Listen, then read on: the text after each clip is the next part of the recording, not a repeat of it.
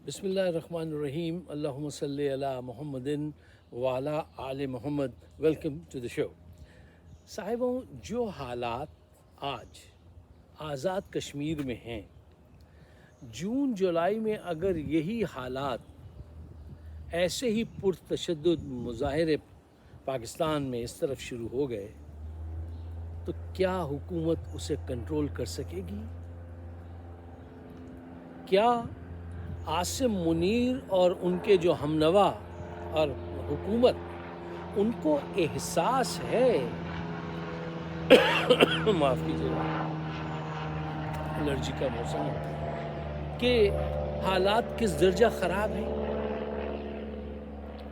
ان کو شاید علم نہیں ہے۔ اچھا، عمران خان صاحب نے کہا ہے کہ وہ ایک خط لکھیں گے عاصم منیر صاحب کو اور حالات سے آگاہی دیں گے۔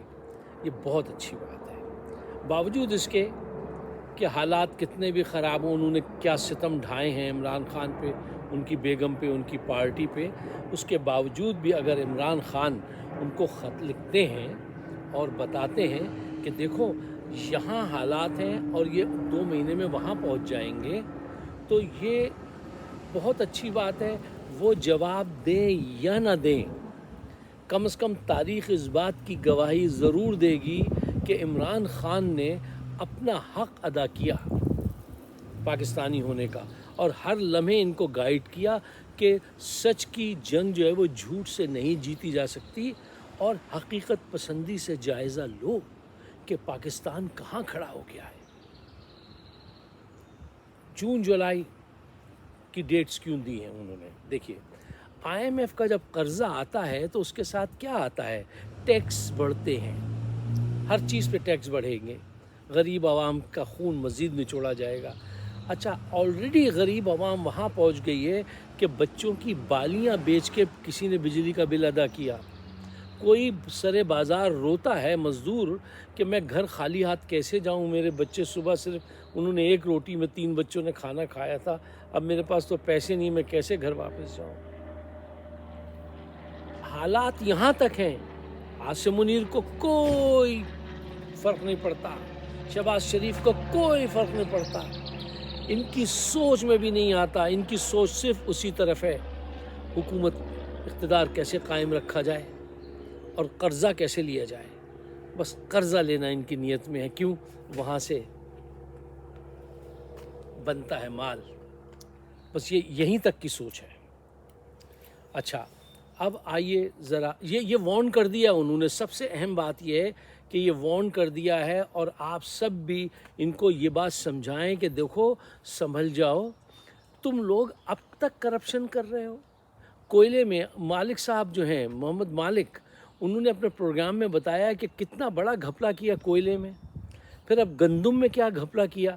یعنی یہ بات سن کے آپ ہنس بھی دیں گے، پریشان بھی ہو جائیں گے کہ کاکڑ صاحب جو نگراں حکومت کے وزیر اعظم تھے، انہوں نے نون لیگ والے سے کہا کہ تم ہمارے گندم کے کرپشن پہ بات مت کرو، ورنہ ہم بھی تمہارے راز کھول دیں گے کہ فارم 45 کو کیسے فارم 47 میں تبدیل کیا گیا ہے۔ یعنی دونوں چور،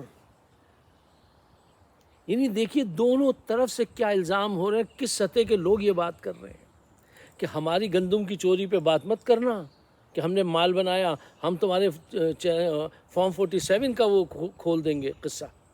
یار، جس ملک کی لیڈرشپ جو ہے وہ اس سطح کی ہو، وہاں ترقی کیسے ممکن ہو سکتی ہے؟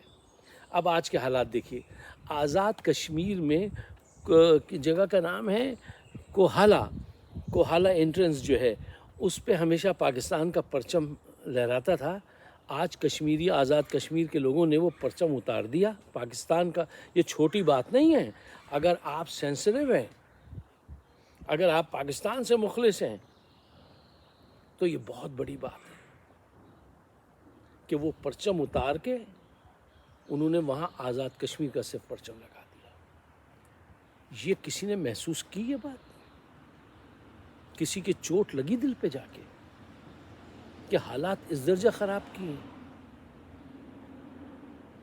اچھا، ایک اور چیز جو لوگ جاننا چاہتے ہیں، ہمارے میڈیا کو چاہیے تھا ذرا اور اس کو ڈیفائن اچھی طرح سے بتاتے کہ لوگ اتنے ناراض کیوں ہیں، وہاں کیا ہو رہا ہے۔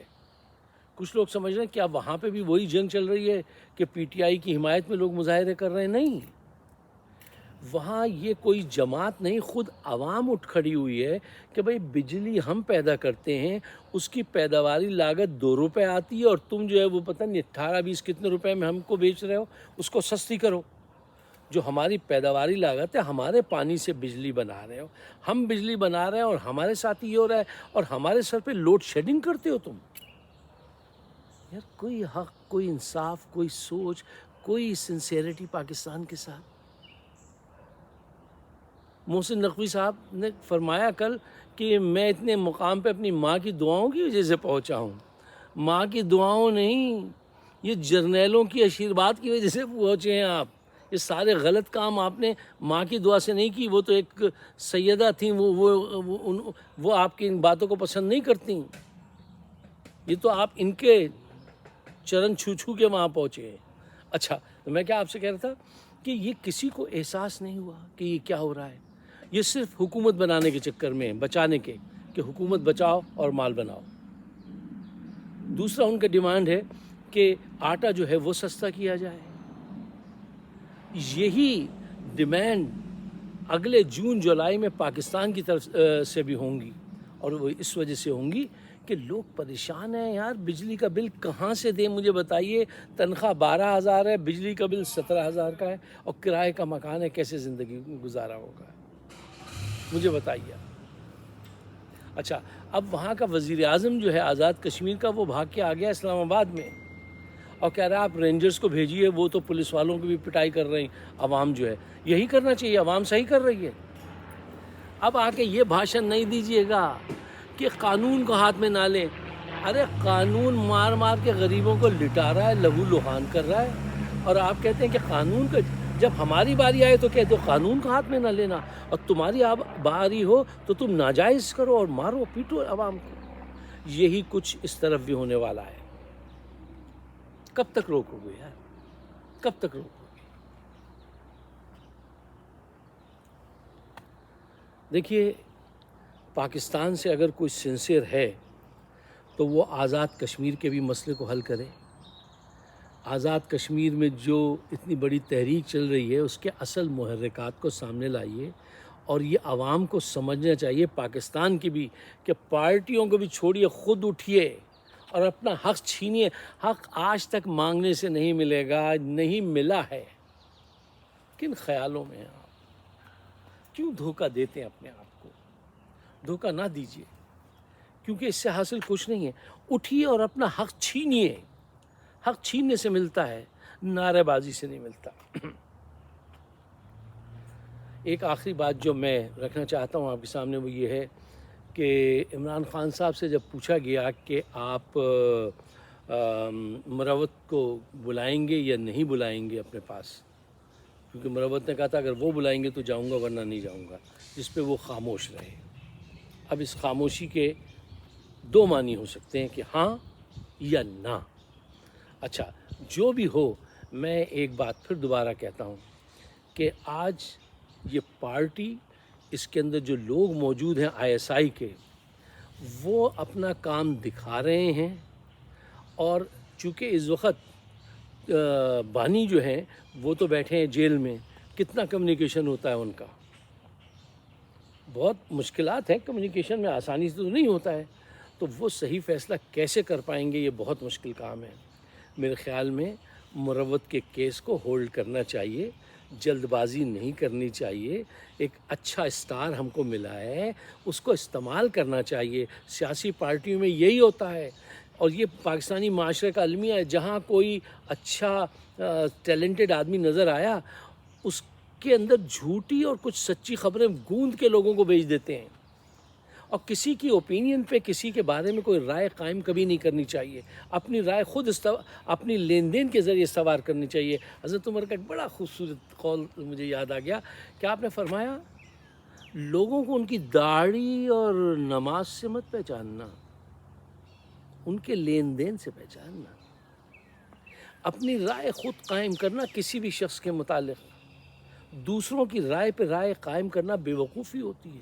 ان کے اپنے عزائم ہوتے ہیں، اپنی جیلسی، اپنی انا، پتہ نہیں کیا کیا پیچھے چیزیں ہوتی ہیں. وہ کسی کے لے جا کے کچھ اور کہہ دیتے ہیں، چیز کچھ اور ہوتی ہے، بتا کچھ اور دیتے ہیں، اور ایسے توڑتے موڑتے ہیں کہ آپ کنفیوز ہو جائیں گے اور آپ بھی وہی سوچنے لگیں گے.